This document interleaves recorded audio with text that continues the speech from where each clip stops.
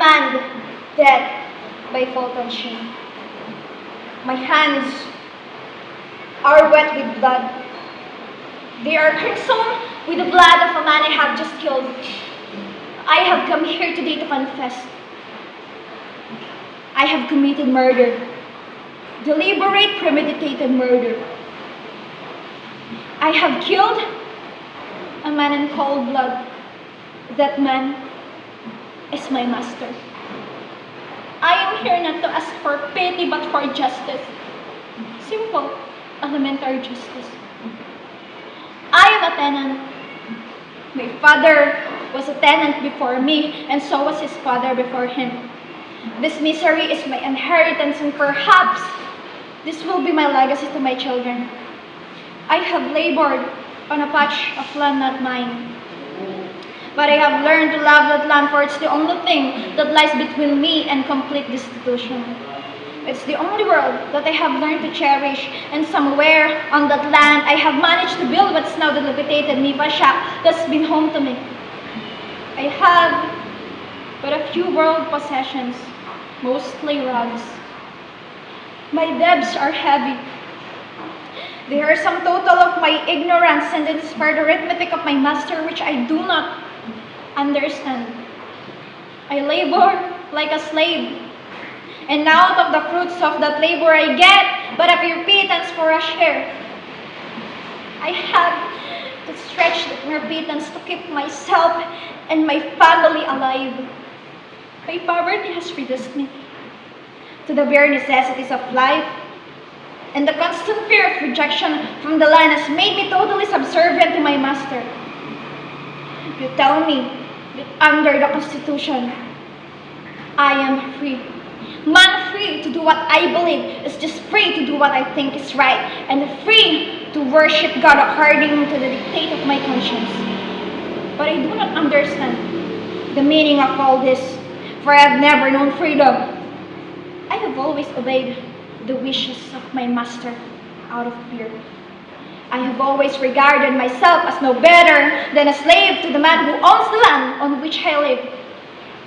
I do not ask you to forgive me nor to mitigate my crime. I have taken the law into my own hands, and I must pay for it in atonement.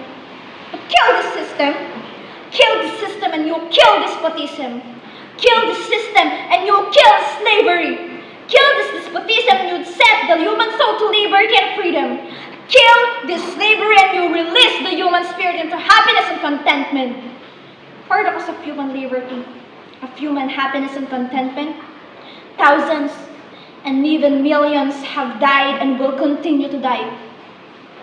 Mine is only one life. Take me if you must, but let it be a sacrifice to the cause which countless others have been given before and will be given again and again. Until the oppressive economic system is completely perished, until the sons of toil have been liberated from enslavement, and until man has been fully restored to decency and self-respect. You tell me the right to life and liberty and the pursuit of happiness, but I have known no rights, only obligations. I have known no happiness, only despair in the encumbered existence that has always been my lot. My dear friend, I am a peace-loving citizen. I have nothing but love for my fellow men, and yet, why did I kill this man? It is because he was the symbol of an economic system which has made him and me what we are. He, a master, and I, a slave. Out of a deliberate design, I killed him because I could no longer stand this life of constant fear of being a servant. I could no longer suffer the thought of being perpetually a slave. I committed the murder as an object lesson. I want the blow that spelled the death of my master to be a death blow to the institution of the economic slavery which shamelessly exists in the bright sunlight of freedom that's guaranteed by the Constitution to every man.